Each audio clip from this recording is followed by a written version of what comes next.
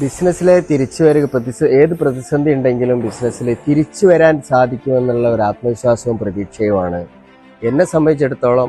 മാത്രമല്ല പല ബിസിനസ്സുകളും പിന്നീട് വളർന്നു വലുതാവാനുള്ള ഒരു കാരണം അതാണ്.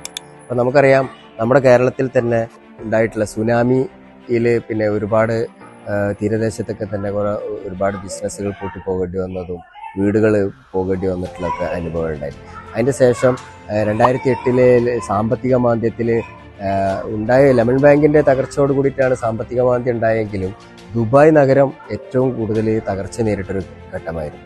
ആ തകർച്ച നമ്മുടെ മലയാളക്കരയിൽ ഏറ്റവും കൂടുതലായിട്ട്, പ്രത്യേകിച്ചും ഗൾഫ് രാജ്യങ്ങളുടെ തകർച്ച നമ്മുടെ നേരിട്ട് ബാധിക്കുന്ന ഒന്നാണ്.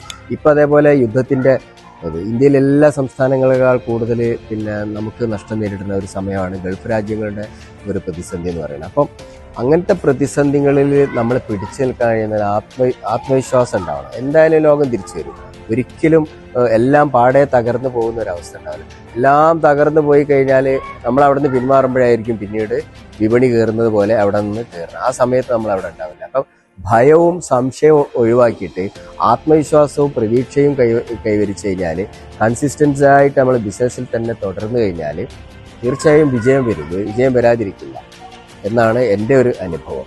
എനിക്ക് 2008 ദുബായിൽ ബിസിനസ്സിൽ ഒരു നല്ല തകർച്ച നേരിട്ട ഒരാളാണ്. ഞാൻ ദുബായിൽ സ്ഥിരമായി നിന്നതല്ല, പക്ഷെ ഒരു ഇൻവെസ്റ്റ്മെന്റ് ഉണ്ടായിരുന്നു. പക്ഷെ അത് മൊത്തം പോകുന്ന ഒരവസ്ഥ ഉണ്ടായിട്ടുണ്ട്. പക്ഷെ പിന്നീട് എല്ലാം തന്നെ തിരിച്ചു വന്നിട്ടുണ്ട്. അപ്പോൾ അതാണ്, ബിസിനസ്സുകൾ എന്തായാലും ഒരു തകർച്ചയുണ്ടെങ്കിൽ ഒരു ഉയർച്ചയുണ്ടാവും, ഒരു ഉയർച്ചയുണ്ടെങ്കിൽ അതിന് താഴ്ചയും ഉണ്ടാവും. ഇതെല്ലാം മെയിൻറ്റെയിൻ ചെയ്തിട്ട് പിന്നെ വളർച്ചയിലേക്ക് പോകുക എന്നുള്ളതാണ് ഒരു ബിസിനസ്സുകാരൻ്റെ ഏറ്റവും വലിയ ഒരു കഴിവായിട്ടുണ്ടാവേണ്ടത്.